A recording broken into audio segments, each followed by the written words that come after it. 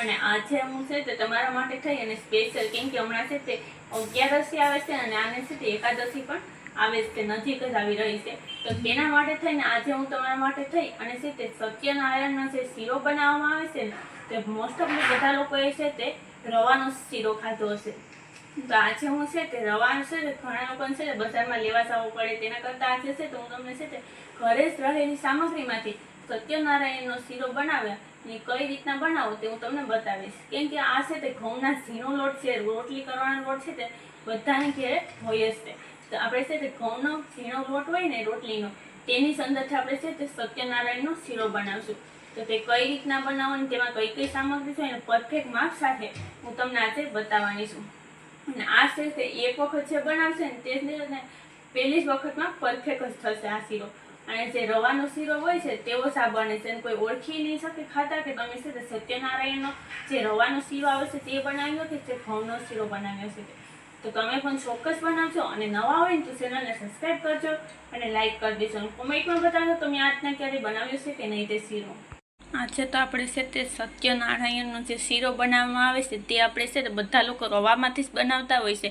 તો આજે આપણે છે તે ઘઉંના ઝીણા લોટમાંથી જે આપણે રોટલી બનાવવામાં યુઝ કરીએ છીએ તે જ આપણે આ લોટ લીધો છે ઝીણો, અને તેની અંદરથી આપણે છે તે સત્યનારાયણનો જે શીરો બનાવવામાં આવે છે તે આપણે બનાવશું. કેમ કે આપણે એકાદશી કે 11 છે તે તો હવે નજીક જ આવી રહી છે, ભીમ 11 તો છે તો તેના માટે થઈને પણ તમે છે તો આ રીતના શીરો તમે બનાવી અને પણ ધરી પણ શકો છો.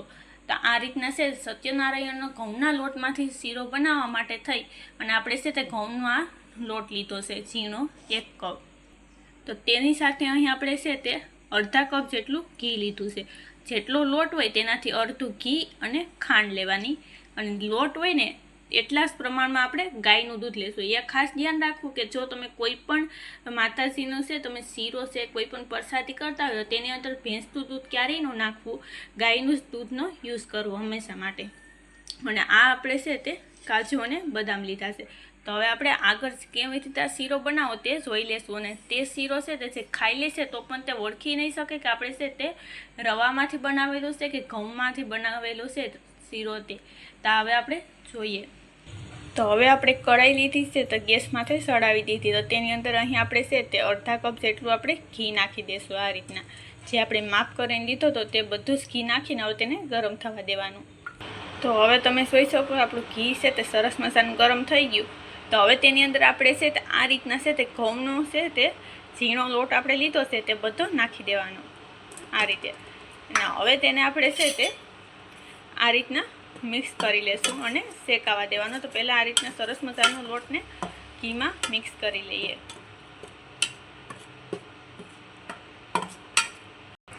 તો હવે તમે જોઈ શકો કે આપણે છે સરસ મજાનો મિક્સ કરી નાખ્યો.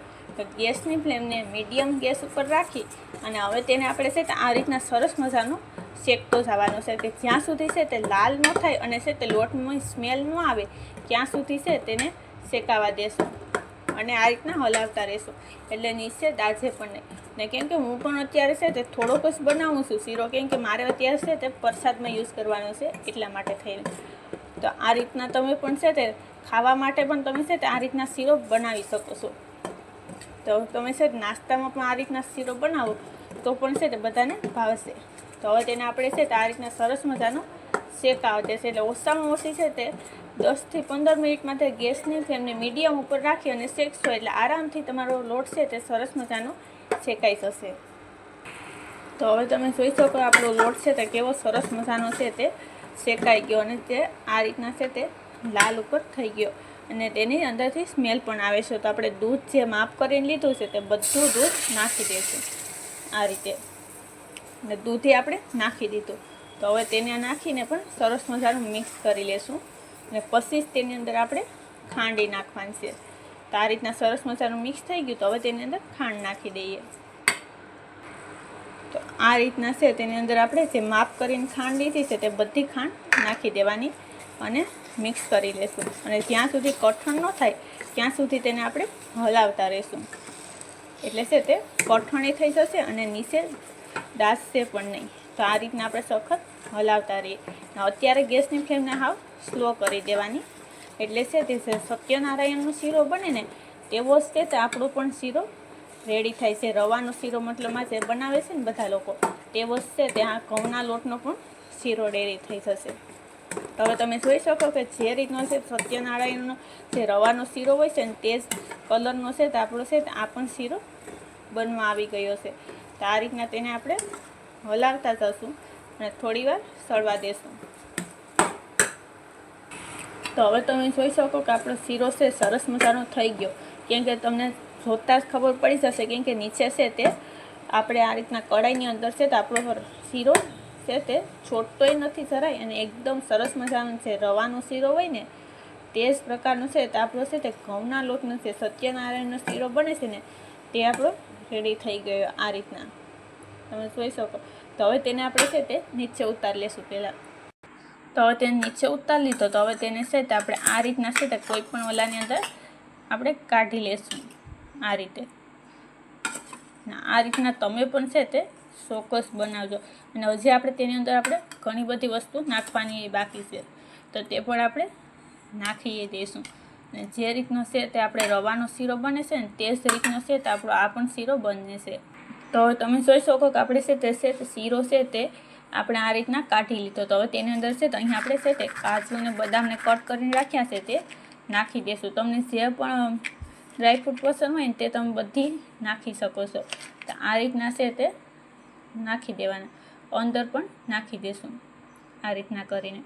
તો આ રીતના છે તે બધા ડ્રાયફ્રૂટ છે તે નાખી દઈશું એટલે છે તે બધાને છે તે ખાવામાં પણ છે તે કોઈ ઓળખી નહીં શકે કે આપણે છે તે સત્યનારાયણનો જે રવામાંથી છે તે શીરો બને છે તે બનાવેલો છે કે આપણે આ રીતના આપણે છે તે ઘઉંમાંથી બનાવેલો છે. કેમ કે આ ઘઉંમાંથી બનાવેલો છે ને તો પણ એકદમ છે તે ટેસ્ટી એવો થાય છે, કોઈ ઓળખી જ નથી શકે એમ. આ રીતના તમે પણ એટલે ચોક્કસ બનાવજો. અને નવા હોય ને તો ચેનલને સબસ્ક્રાઈબ પણ કરી દેજો. તો આ રીતના આપણે છે બધા ડ્રાયફ્રૂટ નાખી દઈશું. તો હવે તમે જોઈ શકો કે આપણો છે તે સરસ મજાનો છે તે શીરો રેડી થઈ ગયો. અને આ રીતના તમે પણ જોતાં જ ખાવાનું મન થઈ જાય ને તેવો જ છે તે આ પ્રસાદનો શીરો બને છે. તો હું તમને અંદરથી એ બતાવું છું કેવો સરસ મજાનો છે તે આપણો આ શીરો બને છે. આ રીતના તમે જોઈ શકો કે જે સત્યનારાયણનો જે શીરો હોય છે ને તેવો જ છે તે આપણો છે તે આ ઘઉંના ઝીણા લોટમાંથી જ બનાવેલો આ સત્યનારાયણનો શીરો છે. કેમ કે તમે લોકોએ રવાનો તો શીરો સત્યનારાયણનો ખાધો જ હશે, પણ આ રીતના પણ જો તમે બનાવી અને તમે છે તે કથામાં કે ક્યારેય તમે લઈ જાઓ તો પણ છે તે બધાને ભાવે પણ અને ભગવાન પણ પ્રસન્ન થાય તેવો જ છે તે આ રીતના છે તે સત્યનારાયણનો આપણે ઘઉંના લોટમાંથી બનાવેલો શીરો રેડી છે. તો તમે પણ ચોક્કસ બનાવજો. અને નવા હોય ને તો ચેનલને સબસ્ક્રાઈબ કરી દેજો અને લાઈક કરી દેજો.